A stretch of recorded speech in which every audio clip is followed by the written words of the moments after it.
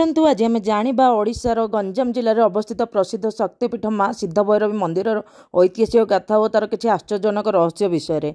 माँ सिद्धभैरवी मंदिर ओडिशार गंजाम जिले में अवस्थित गलंथरा ग्राम मात्र 10 किलोमीटर भीतर को गले मंत्री नाम ग्राम अवस्थित।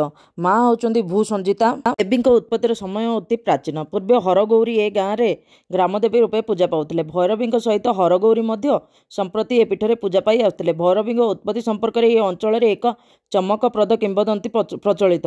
किंवदंती अनुसार देवी भूसंजिता दिने जड़े कृषक चाष कर समय ता लंगल मन रक्ताक्त होता देखि से डरी एवं तत्क्षणात चाष कर्म बंद कर देइथिला।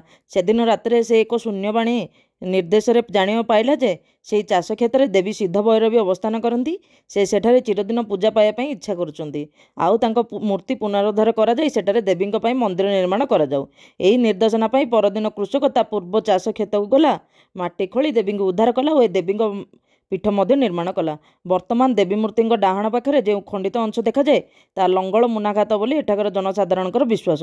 देवी मंदिरटी हिंदू शास्त्रीय पद्धति अनुसार निर्मित। यही मंदिर निर्माण होबार बहुत दिन पर 1937 मसीह हरडंग बयाले और निकटस्थ अनेक ग्रामवासी उद्देश्य मंदिर को वैदिक रीति प्रतिष्ठा करा जायतिला।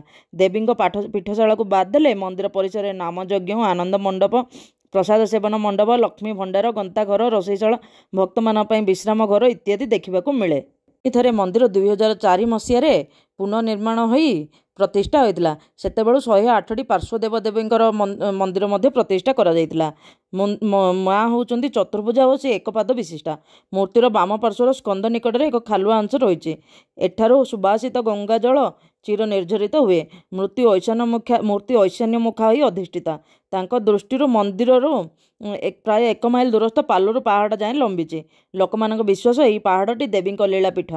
देवी मध्यरात्रि अति उल्लास चित्तर एठारे वितरण करती। यह पहाड़र उपर भागरे एक जलकुंड अच्छी।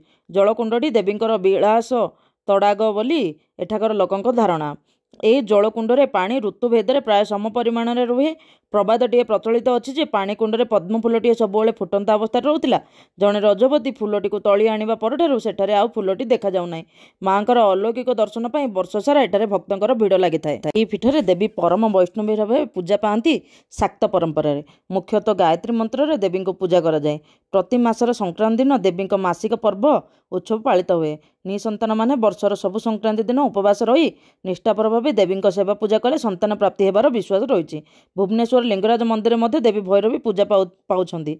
आनंद बजार निकट में बेढ़ा पट को मुह करी एक पाद विशिष्ट देवी भैरवी मूर्ति विराजमान होउछंती।